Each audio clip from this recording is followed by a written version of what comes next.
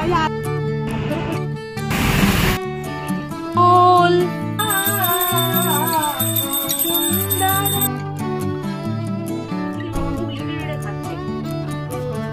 কৃষ্ণ সুধী ভক্তবৃন্দ, আশা করি আপনারা সকলে ভজন কুশলে আছেন। আবার একটি নতুন ভিডিওতে আপনাদের সকলকে জানাই স্বাগত। সকলকে জানাই শুভ সকাল। আজকে মঙ্গলবার, একাদশী। সকালবেলায় ছেলে মেয়েদের স্কুলে ছেড়ে দিয়ে চলে এসেছি একটু হাঁটতে আর কিছু ফুল সংগ্রহ করতে। আর এখানে দেখুন সকালবেলা কত সুন্দর পায়রাগুলো এখানে ভুট্টা খাচ্ছে। এখানে তো এখন সেরকম কিছু ফুল পাওয়া যায় না, তো এই যে দেখতে পাচ্ছেন এটা গেল্ডার রোজ বা গুয়েল্ডার রোজ। এই ফুলগুলোই বড় হয়ে সাদা সাদা থোকা হবে। এখন এইগুলোকেই দু একটা করে তুলে নিয়ে যাই। আর এই যে এই ফুলগুলো আছে কতটা অর্কিডের মতো দেখতে, এইগুলোকেও নিয়ে যাই। আর আজকে এত কড়া সিকিউরিটি, দেখুন চারিদিকে মহিলা বিএসএফে ভর্তি। চলুন কিছু আরও ফুল সংগ্রহ করি, তারপর বাড়ি ফিরব।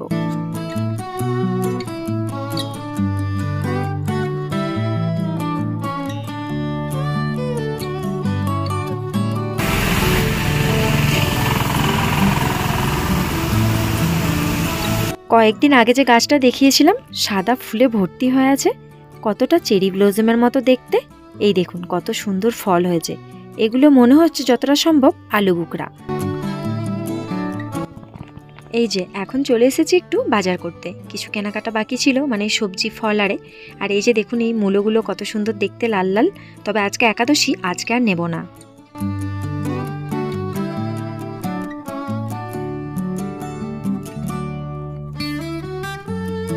বাড়িতে এসে আগে পুজোটা কমপ্লিট করে নিলাম। এই যে দেখুন গোপু সোনাদের কত সুন্দর লাগছে দেখতে।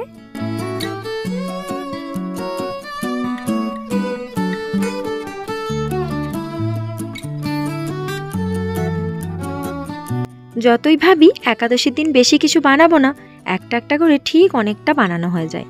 এই যে প্রথমে আমি বানিয়ে নিয়েছি এখানে সাবু দিয়ে গুড়ের পায়েস। আর এখানে এই যে সরু সরু করে ভালো করে ক্যাপসিকামগুলোকে অমান্য করে নিয়েছিলাম, এখন সেগুলোকে ভেজে নিচ্ছি। বানাবো ক্যাপসিকাম পনিরের তরকারি। আর এটাতেই একেবারে মশলাটা কষিয়ে নেব।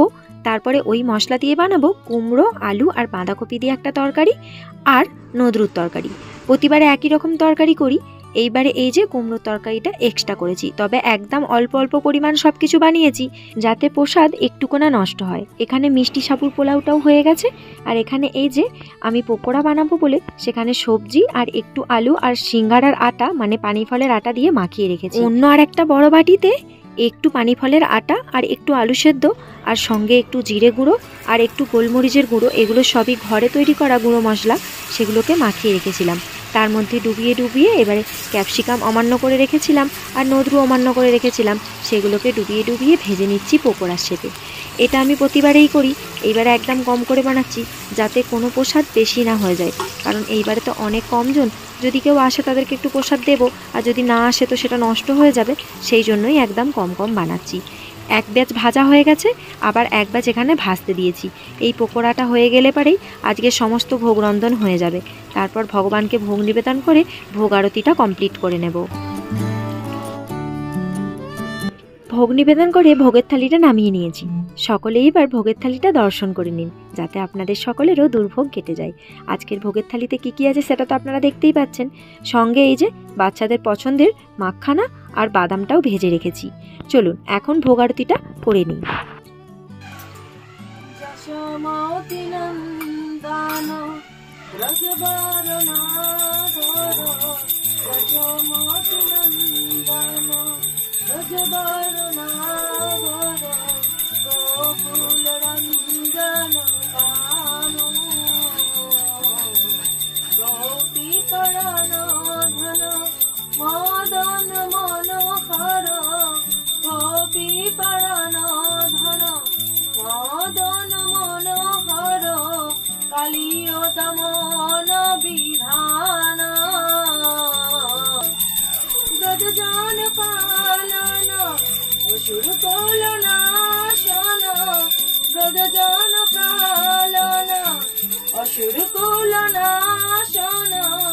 नंद गधन रखवाला,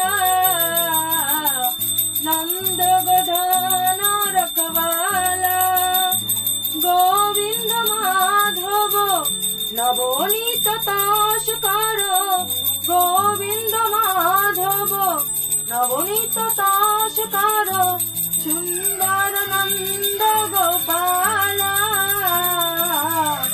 সুন্দর নন্দ গোপালা।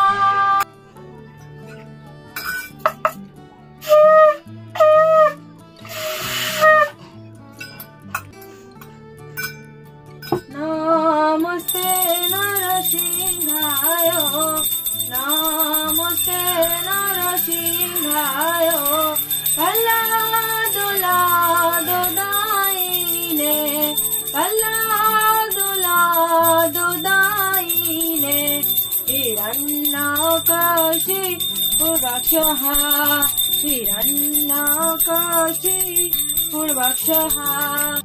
এই হচ্ছে মাতাজিদের ভগবান।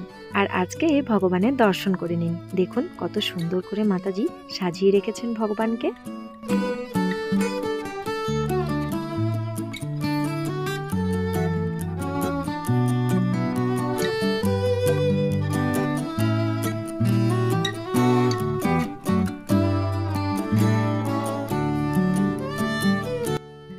আজকে মনটা একদম ভালো না, একটা সামান্য জিনিসের জন্য মনটা খুবই খারাপ। তো সেই জন্য দুপুরে আর বাড়িতে একাদশী প্রসাদ পাইনি, তো মাতাজিদের ওখানে চলে গেছিলাম। ওখানে বেশ ভালো মতোই সকল মাতাজি মিলে আমরা একসাথে প্রসাদ পেয়েছি। তারপরে গীতা ভাগবত পাঠ করেছেন মাতাজি, আমরা শুনছিলাম। আর ফিরেছি ওখান থেকে প্রায় 6:30 মতো বাজে। তখন ঝমঝম করে বৃষ্টি হচ্ছে, বৃষ্টিতে ভিজে ভিজে এসেছি। এসে ঘরেতে সন্ধ্যারতি করেছি, আমি একটু গ্রন্থ পাঠ করেছি, করে আরও সকলের জন্য রান্না বান্না করে ভগবানকে ভোগ নিবেদন করে শয়ন দেওয়াও হয়ে গেছে। এখন আমার আরও একটু জব বাকি, তো জবটা কমপ্লিট হয়ে যদি সময় বাঁচে আবার একটু গ্রন্থ পড়বো, কারণ মনটা আজকে একটুকু ভালো না। যত বেশি জব করব, যত বেশি গ্রন্থ পড়বো, তবে কিন্তু মনটা ভালো হবে। ভক্তদের যদি মন খারাপ হয়, একটা সুন্দর উপায় আছে। এই টিপসটি যদি আপনারা ফলো করেন তাহলে আপনাদের সত্যি খুব কাজে লাগবে, কারণ আমার কাজে লাগে। যখন আপনাদের ভীষণ রাগ হবে বা যখন আপনাদের খুব কষ্ট হবে, দুঃখ হবে, তখন আপনারা জপ করবেন আর ভগবানের গ্রন্থ পাঠ করবেন, অথবা ভজন করবেন, ভজন শুনবেন, প্রভুজিদের প্রবচন শুনবেন। তো এই সবগুলো শ্রবণ করলে, কীর্তন করলে দেখবেন মনটা একদম পরিষ্কার হয়ে গেছে, আর কোনো কষ্টই হচ্ছে না। যাই হোক, এই টিপসটি কেমন লাগলো অবশ্যই জানাবেন। আমি এটা ফলো করি, আর আপনারা কে কে এটা ফলো করেন সেটাও অবশ্যই বলবেন। সকলে ভালো থাকবেন, সুস্থ থাকবেন। একাদশীর এই ছোট্ট ভিডিওটি আপনাদের কেমন লাগলো সেটি অবশ্যই কমেন্ট করে জানাবেন। আর সকলে অবশ্যই চেষ্টা করবেন প্রতিটা একাদশী খুব ভালোভাবে নিষ্ঠার সাথে পালন করার। পবিত্র কামদা একাদশীর আপনাদের সকলকে জানাই শুভেচ্ছা। আশা করি আপনারা সকলেই কামদা একাদশী খুব ভালো করে পালন করেছেন। যাই হোক, সকলে ভালো থাকবেন, সুস্থ থাকবেন, সাবধানে থাকবেন। দেখা হচ্ছে আবার একটি নতুন ভিডিওতে। হরে কৃষ্ণা, হরি বল। বাঞ্ছা কল্পতরুভ্যশ্চ কৃপা সিন্ধুভ্যেব চ পতিতানাং পাবনেভ্যো বৈষ্ণবেভ্যো নমো নমঃ। হরি বল, হরি বল।